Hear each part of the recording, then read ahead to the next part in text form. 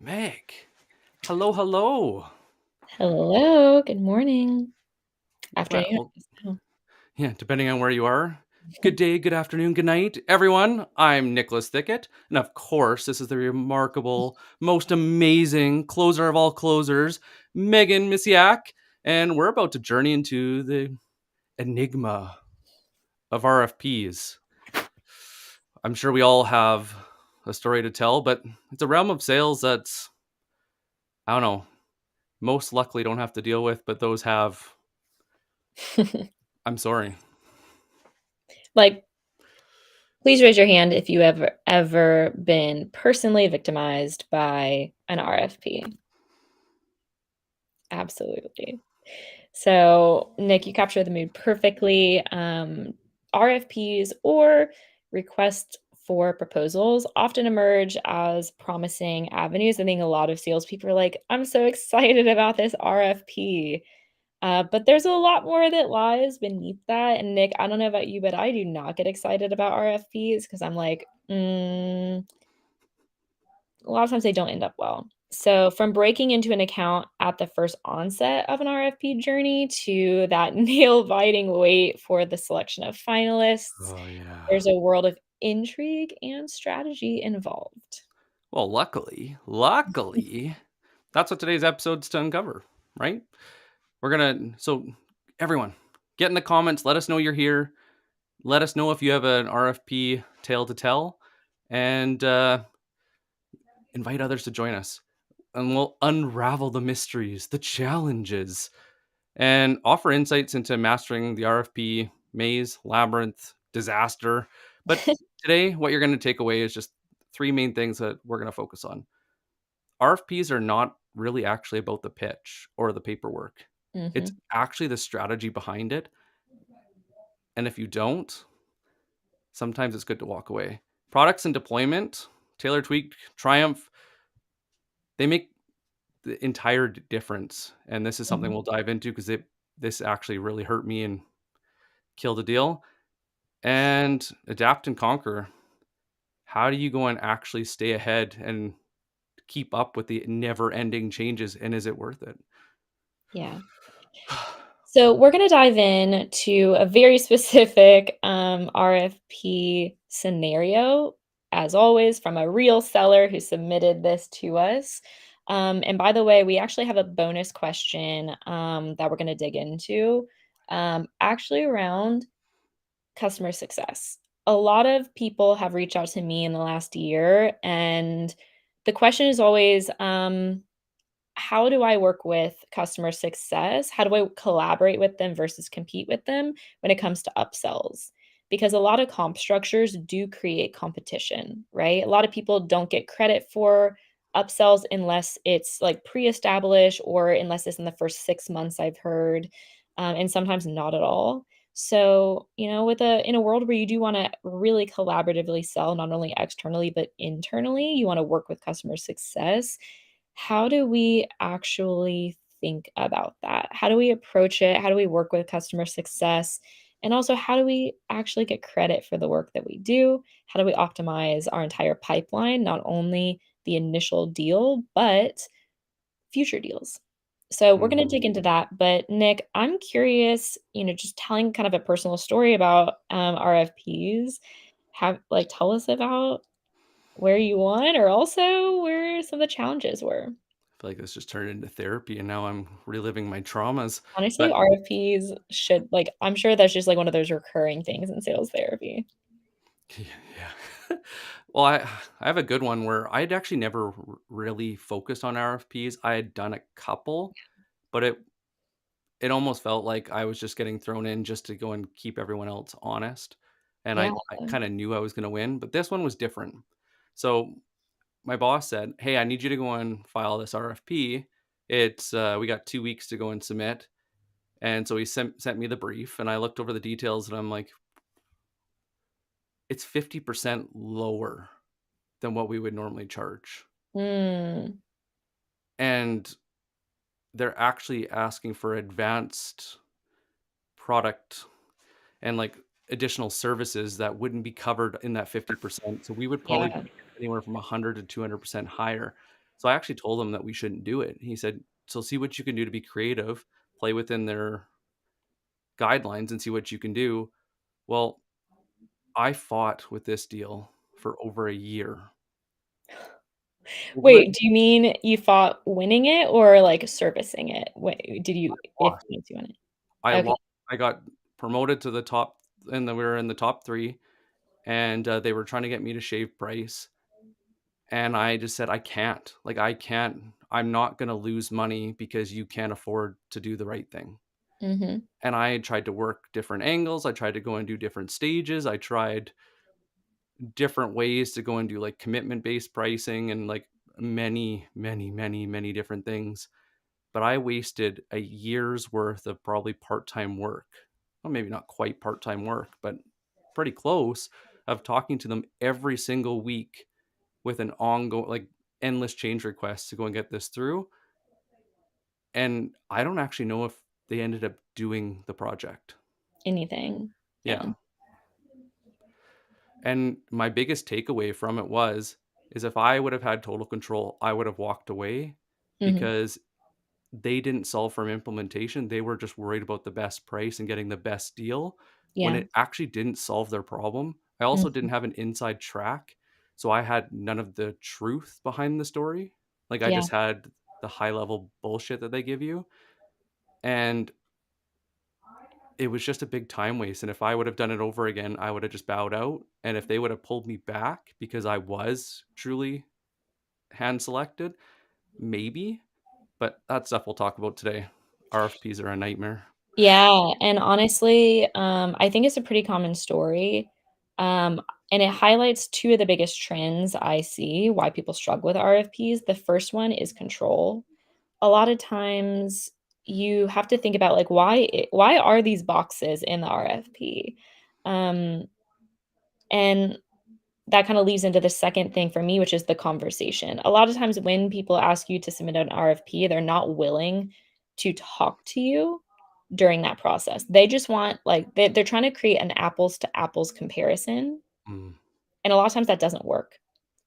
Because I don't know if you've ever bought before, I'm sure you have. I don't know if a lot of salespeople haven't bought before.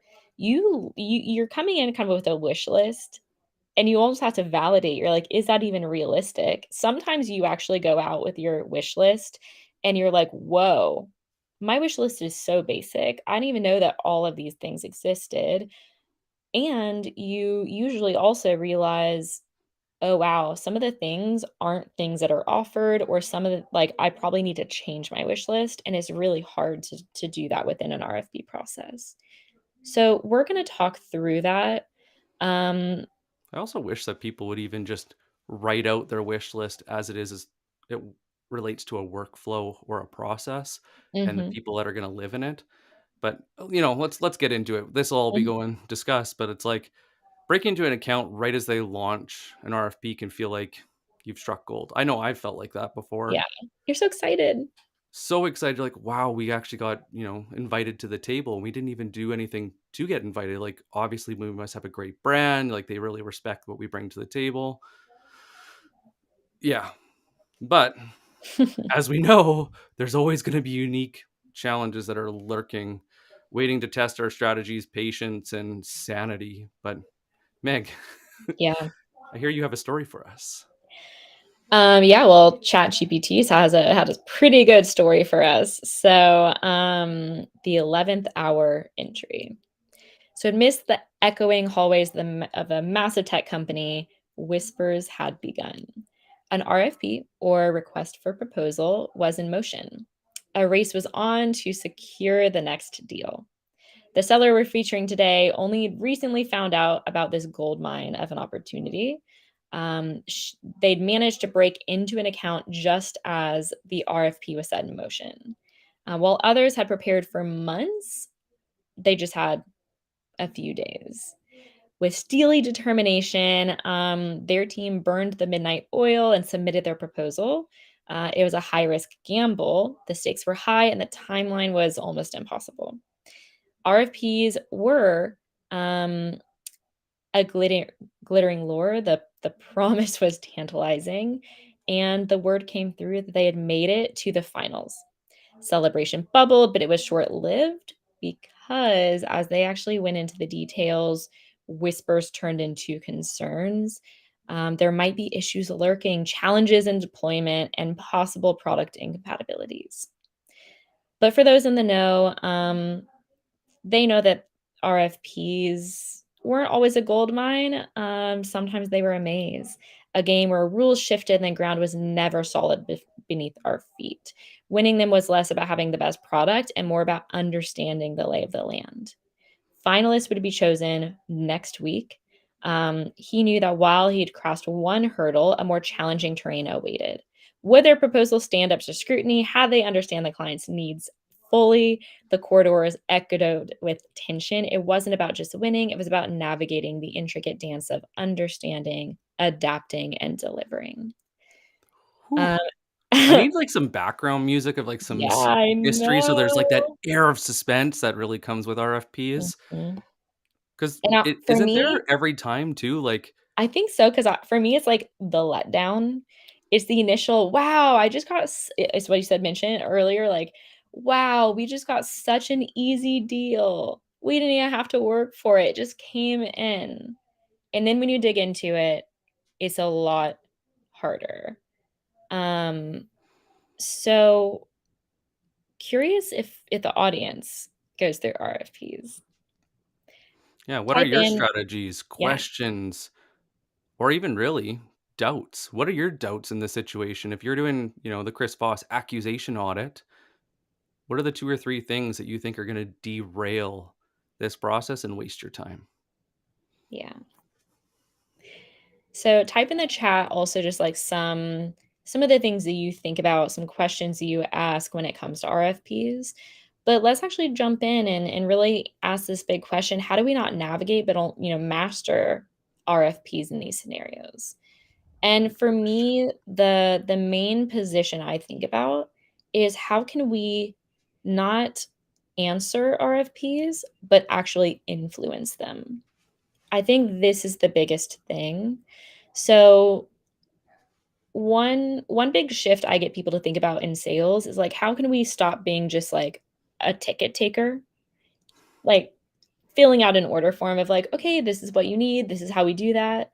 But how are you actually influencing how they're thinking about what they need? How are you actually helping them more deeply understand both their needs, their challenges, as well as the potential solutions? So for me, the key question first is what is on the RFP? How are they thinking about it?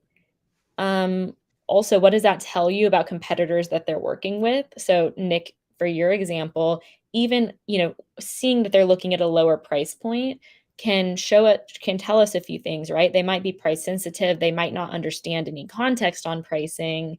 And also for me, looking for what we call a competitive traps. What can we tell about who they're talking to, what they're exploring, and what they think the best solution is by what questions are on there? And then the one kind of talk track I always use with RFPs is, "Hey, thanks so much for sending this over. Um, definitely would, we can definitely submit on our end how we tackle these questions. But I am curious, there's a few other things that I don't see on here that I typically do. Would you be open to, quick conversation about, some of the things I think are missing here?" This is where you can work in your competitive differentiators. So I actually also incorporate this in my sales strategy. Nick, you've seen my famous like what could go wrong slide. So for me as a sales trainer, and especially for me focusing on things that are special about me, I have a lot of experience in enablement. So I understand not only that training is hey, here's what worked for me. It'll work for everyone. But I actually have like 5 very custom differentiators worked into that slide around like one, enablement.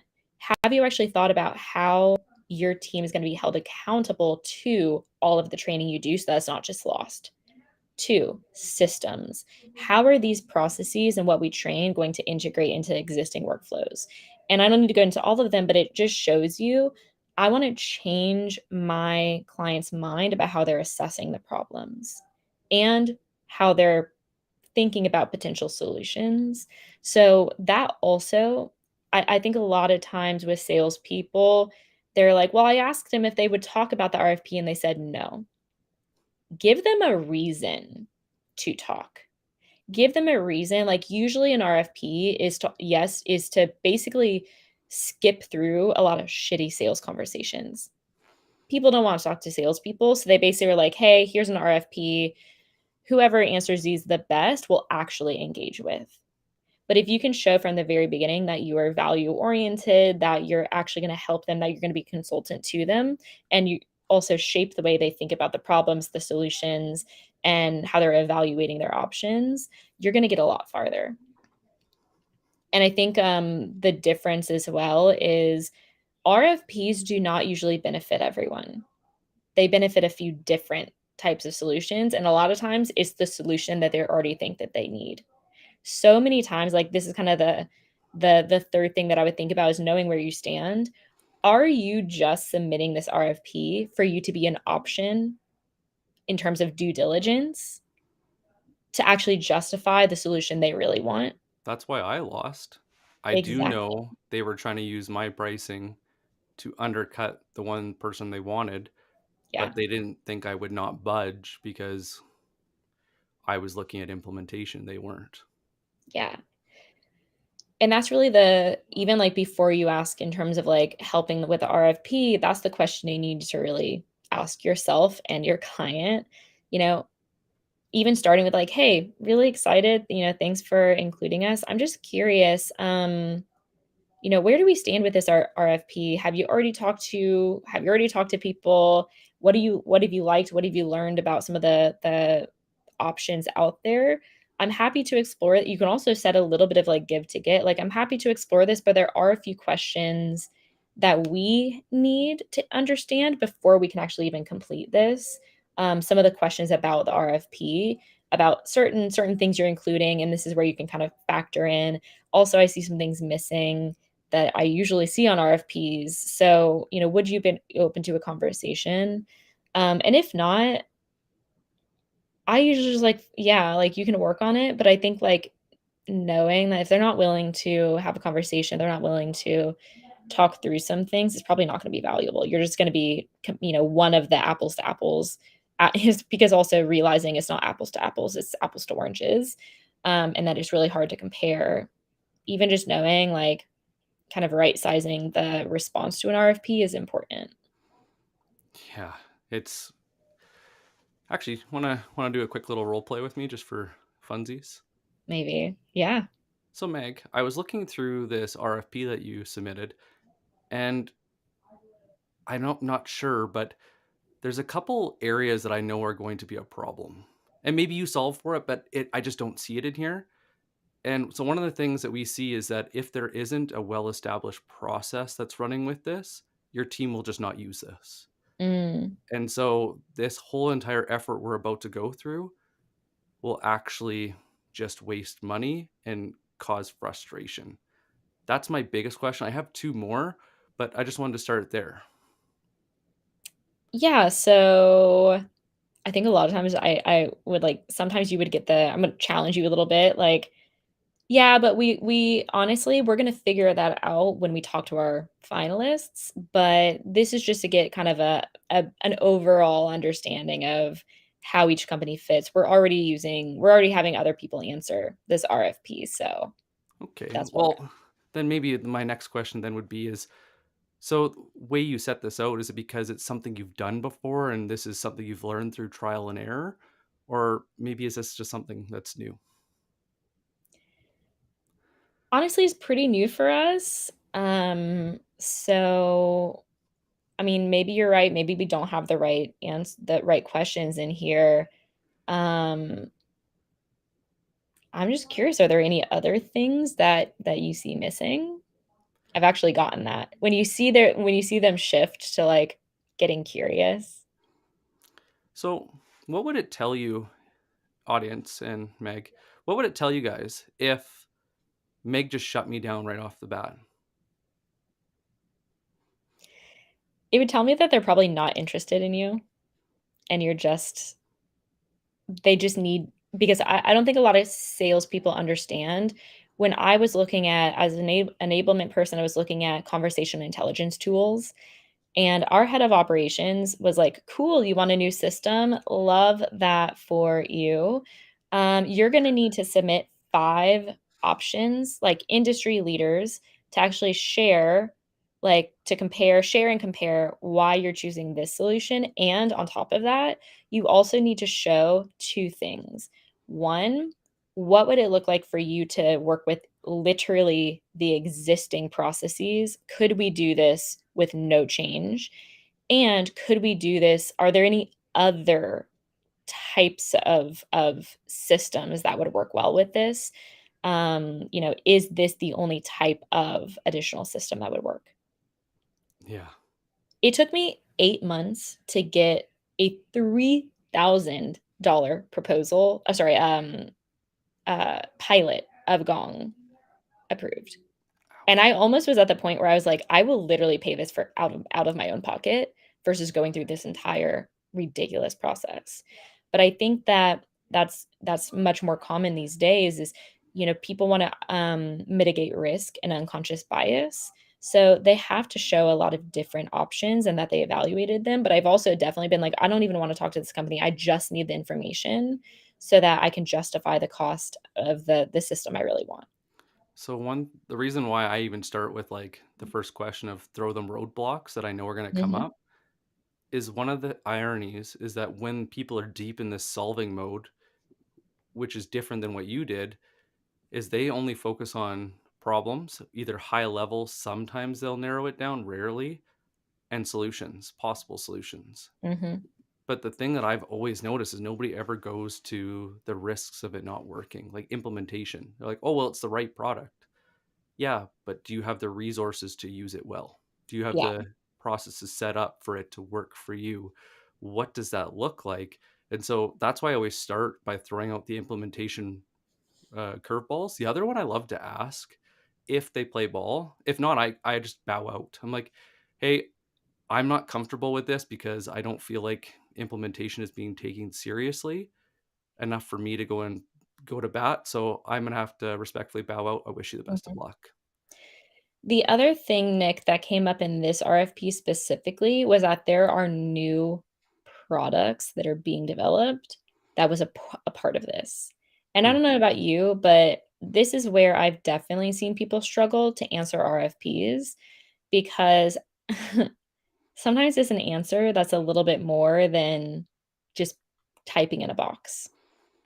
So, Yeah. how would you handle it when you essentially you actually have to manage expectations on both ends? What I mean by that is you have to work with the client and the RFP within a very limited kind of space for answering questions where you can't give as much nuance around like, "Yes, we have this," but it's more so, "We will have this." And also there's internal challenges in terms of, am I allowed to sell this yet? Can they actually get this feature up and running for this deal? And how do you kinda manage that balance? Great question. Lots of different intricacies to go and consider. And actually, it's my second question that I ask is Mhm, in an ideal world, we'd set this up and we'd never have to change anything and it would just work. mhm. I've never come across that situation.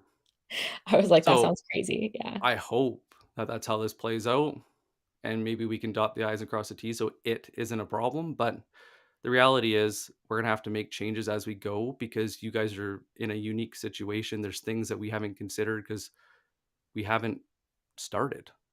And so Mhm, what I like to do before I even put in my bid is I want to understand how you guys are scoring it to see if mhm. it aligns with how I would manage the implementation so that when these different things come up, we're actually able to make the required changes so that it works. Because if not, I'm not interested. Yeah, and I think that there's a lot of challenger elements in here. I think a lot of people think of Challenger as kind of like a simplistic give to get or of sharing industry insights. But the way I think about it is truly asking challenging questions that shifts your client's understanding of what they are struggling with and what they need. Shatter that reference point that they're basing everything off of. Good Exactly. call. Yeah, and so I think that's the big thing here is to really challenge the RFP and to be like, I'm a little curious. I'm also worried that you haven't thought about this or that this isn't included, how are you kind of assessing that? Um, and I also feel when it comes to challenger internally, that's also a factor. So a lot of times when talk to sales reps, they feel like they don't have any power over the product or of the relationships internally. And it actually goes back to like what I tell people about mentoring. There's a really funny book in Sheryl Sandberg's there's a funny chapter in Sheryl Sandberg Sanders' book. What is it called? I can't remember. It was huge a few years ago, but she has a chapter called "Are You My Mentor?" And people, like, walk up. I don't know if you've read the children's book, Are You My Mother? It's Mm, basically like, people wonder if they're like, "Hey, can you help me? Are you my mentor?" And I think that actually really getting strategic around driving the vision of the company, driving and I know there's, like, that must sound crazy when you're like, "I'm a salesperson, I don't have control over anything." But actually saying, "Hey, so I'm curious. I have this RFP. And honestly, as I'm reading through this, this is a really exciting and big potential for one of our new products. I know that it's not available now, but I'm just curious how I should handle this and if this could be an opportunity for us to test, if this could be potentially a first pilot, if this could be something that could benefit the organization in terms of the rollout of this new product. And I hmm. think having that strategic conversation internally, challenging us can be really effective instead of just being like, "I need this for an RFP," um, and also being curious versus telling them what you need and that they should do it, you I know? think that's where the statements and the questions make all the difference Mhm, too, right? Like one of my favorite ones is just saying, "Hey, so we know that implementation for this, like this, is a big change, and mhm, as much as your people are excited, they're not going to be excited for every piece if we throw it all at them at once. mhm, So I'm going to go over and take a stab, and I'm probably going to be wrong because I usually am, but I'm going to go and list out the musts versus the nice to haves. And then I'm going mm, to tier them out as first 30 days, following 30 days, and the rest. So I'm kind of baking it into phases, mhm, but I don't know your guys' timeline as well as you do and what's going on internally. So can you give me as much pushback and pretend like you are the hardest critic in the world and I want you to tear this apart, but know that we have to go and tier this because getting everything all at once is the biggest mhm. reason we see things fail. Yeah, and I think that also is a big part of my strategy with RFPs like this, is collaboration, both externally with your champion, and internally with your team. So, how I see that playing out is with your champion, a lot of people just go to the champion and they're like, "Hey, excited for the RFP, you know, could we actually get some time to just like tell you a little bit more about what we do before we kind of fill this out?" Not or they're just like, "Hey, can I ask you some questions?" And we're like, "No, we don't wanna talk to you, you're a salesperson." But I think if we can be strategic with the way we're positioning that meeting, and again, sharing some concerns that we have, saying, "Hey, um, I've seen a lot of success by being like by even saying, 'Hey, there's a few things that I don't see in here,' and, like, listing out, like, a couple of them." Honestly, I would be a little and you can actually say, like, "I'd be a little bit worried about, um" like winning this, like I'd be a little bit worried about executing a program like this if these things aren't being considered. Um, there's a few things that I think are really important to the success of a program like this. So before we even figure out, if we're a good fit or if we should be even in the running, could we just have some time to talk through some of those things? I think maybe Meg, this is a good part to even like just Mhm. pump the brakes and say, audience, Yeah. what is standing out for you right now? Is anything different than what you would normally approach this? Would you even do an RFP if you had to? Or what questions would you absolutely have to ask for you to be comfortable moving forward? Throw it in the chat. Nice thing is, other people will see those questions too. And I always compare it to being like in high school, when you're sitting there and the teacher asks a question and you're like, I don't want to put up my hand and ask the simple question. And then someone does, you're like, oh, thank God I needed someone to answer that question. So you're Mhm. doing everyone a favor by asking questions. So if you do, thank you. Yeah. I think the only other thing I would add, Meg, is I actually got this from Nate Nisrael and I've only just tested it. And I didn't do it in an RFP, but I did it in an enterprise deal that I ended up walking away from. But I messaged the champion that was going to be managing this buying process Mhm. to see if they were receptive. They were. And I actually sent them a Google Doc and I said, hey, one thing I like to do is to go through all of this and, double check everything because I know there's a few ways that this goes. We'll just call it off track, but it could be a lot worse. And I said, I'm going to go and write out a brief that I think this is could look like and what the plan could look like. But I don't want to send it to your work email. I want to send it to your personal email so that you can be completely honest without somebody looking over your shoulder. Would that be okay? Yeah. And so we'll start commenting on a Google Doc and run through, and they'll ask me questions. And then it's like It's the almost like a most reverse amazing. RFP. It's so crazy because I didn't believe, like, I didn't actually think it would happen. And Mm. also, Google is, and all these platforms have got so much better for real time collaboration. Yeah. And I'm watching, he's like, hey, would it be okay if I added someone? Yeah. And so next thing I know, there was 5 or 6 of us, and they were posing questions to everyone. They were going through, they were challenging things.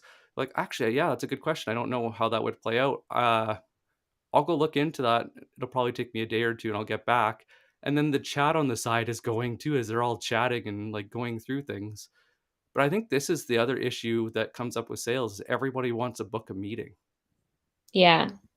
And the hard part with booking a meeting or using chat is you're only reading line by line and so much context, so much of the narrative gets lost. So people are missing the whole story.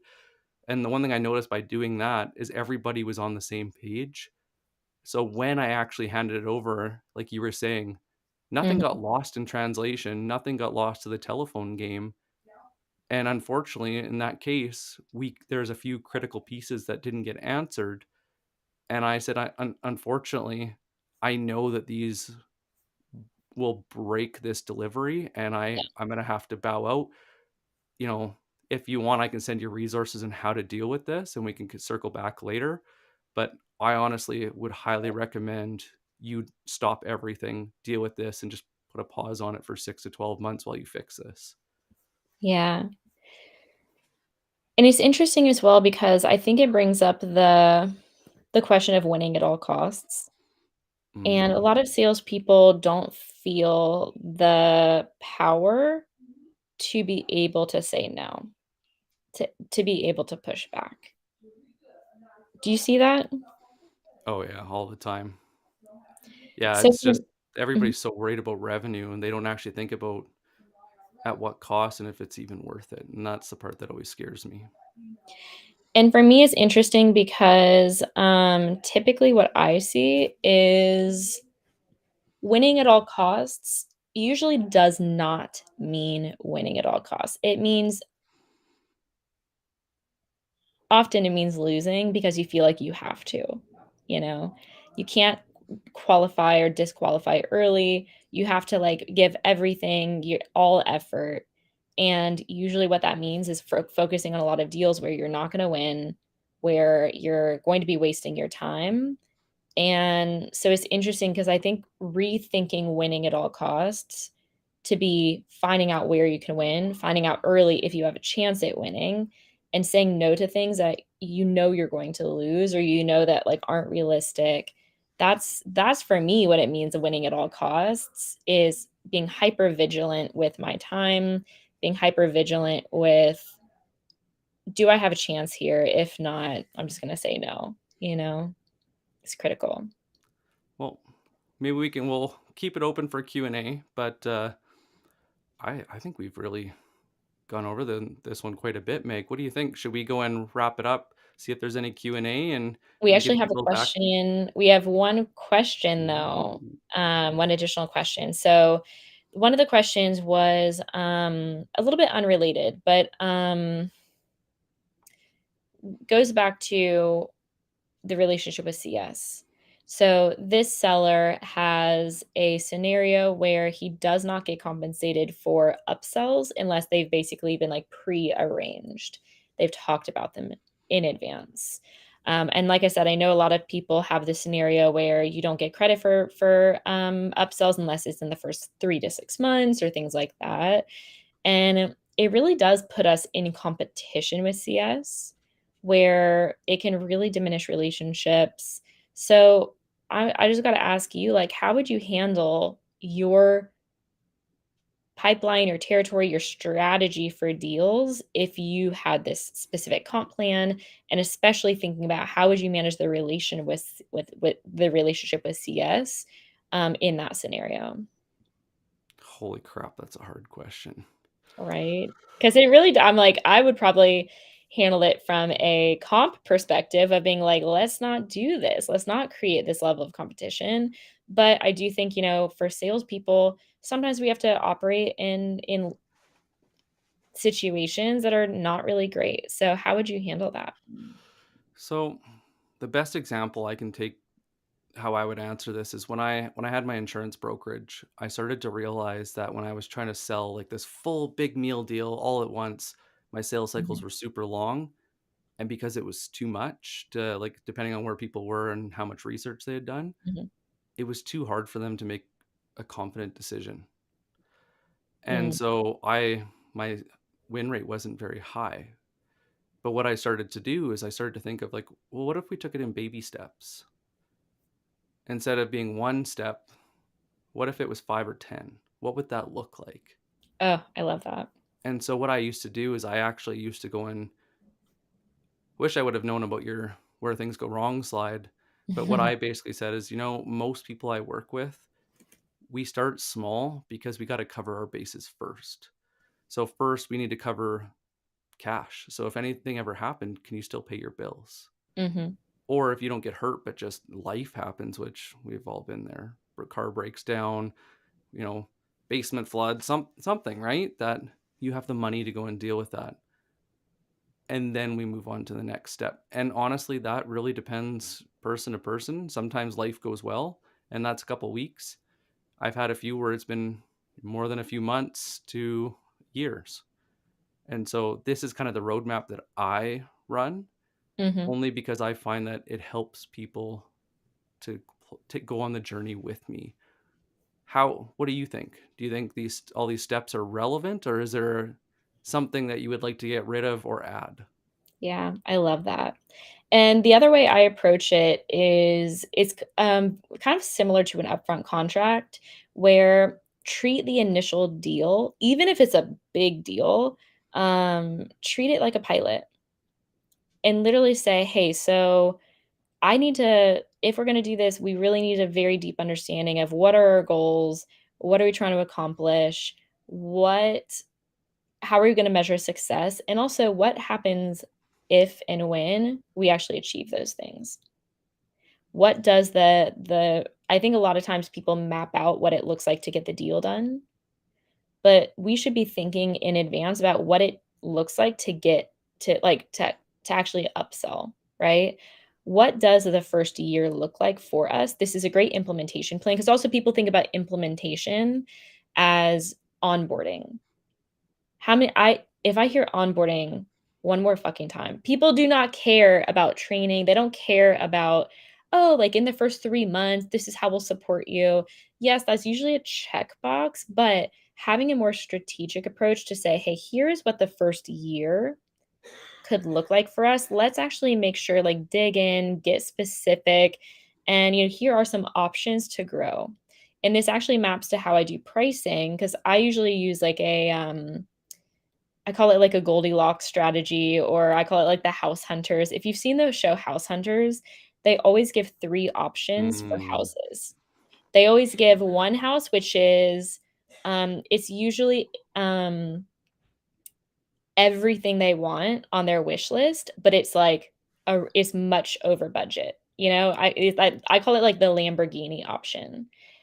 Then they give, a house that's honestly most of the things they want, but it's a little bit over budget, and they're like, "Oh, but I wonder if" they still have that lingering question of like, "But what is within my budget then?" And then they show a really bad option that's at the budget. What do you think people go with? They go with the second option. So, but that also lays out really nicely for upsells. We're not selling houses, we're selling technology, which usually does have options to grow. So, those 3 options also give really scalable ways to think about upsells to say, hey, so even if you want the Lamborghini, what we could do is to say, hey, how can we start now? What does today, the best solution for today look like? And how could we, one thing that I would love to think about with you is how could we grow over the next year if and when we actually see the results we're looking for? yeah, build those milestones and those checkpoints. And honestly, too, anyone Mhm, here, if you're also full cycle and manage a book, the other thing I used to do is pre-book my meetings based on my cycles so that I actually got ahead of myself in my calendar. So I actually booked 4 to 6 months out because I knew on average that was about the timeline that people were ready to have the next conversation and had enough time to do the work. So mhm. that's another thing to think about too, whether it's CS or what are those cycles? What are those phases? What are those timelines that prioritize them, not you? So Yeah, if you plan out the next 2 to 3 years, because that's usually the timeline, right? Of like major enterprise deals. If they renew and they stay that long, not only is that profitable, but they're probably stuck because it's sticky. This is their process and they've hired and onboarded people on that technology. Now, now you have a good customer that's for life pretty much. yeah. So I think that's good to go.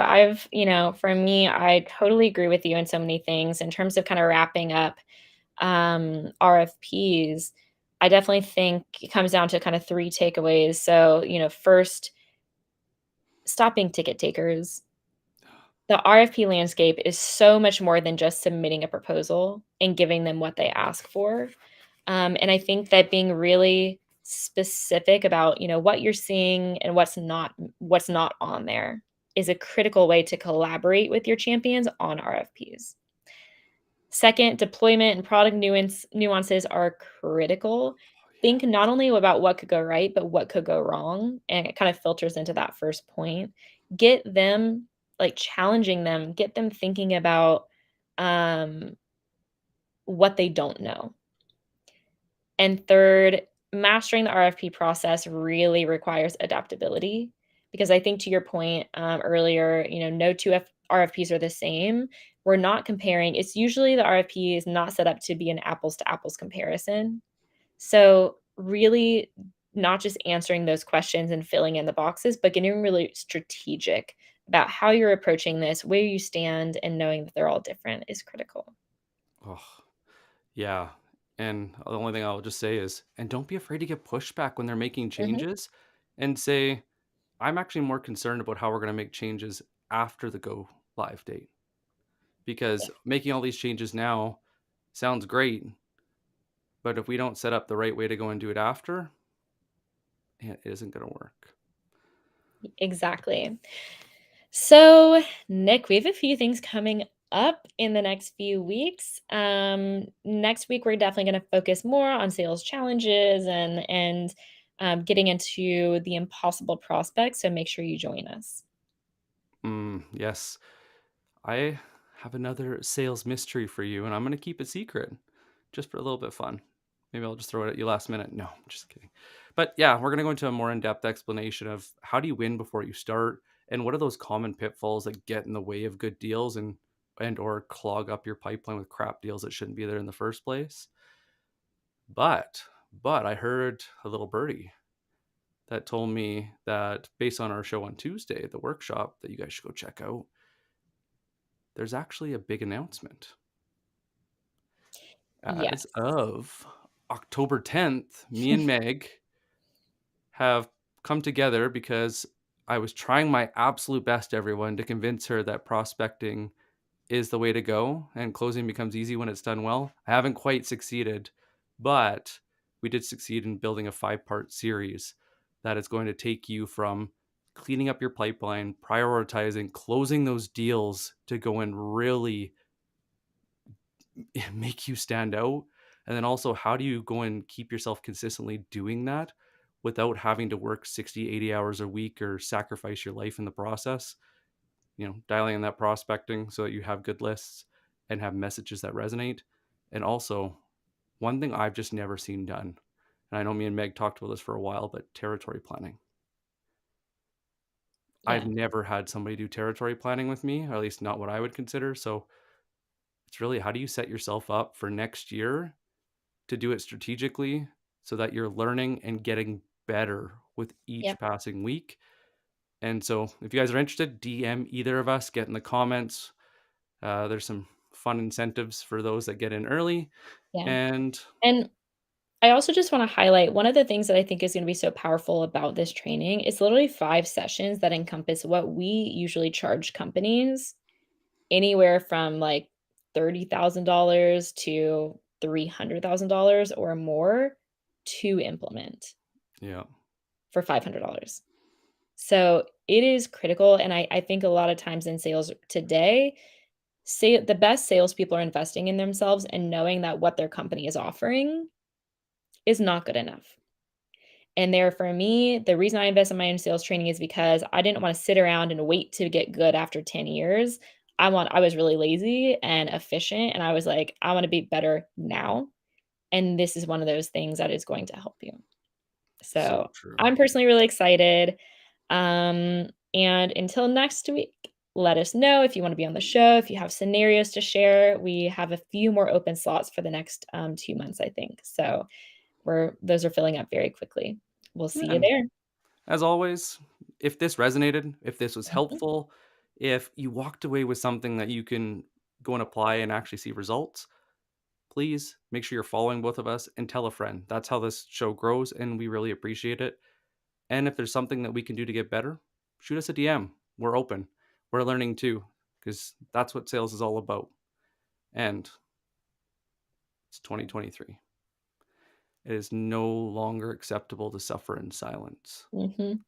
If you need help, if you feel alone, you feel like you just don't know what you're doing in your career, the world is against you, get in the comments, talk to those people, connect with us. You don't have to buy anything. We are here to support you because we know how hard sales can be without the right start.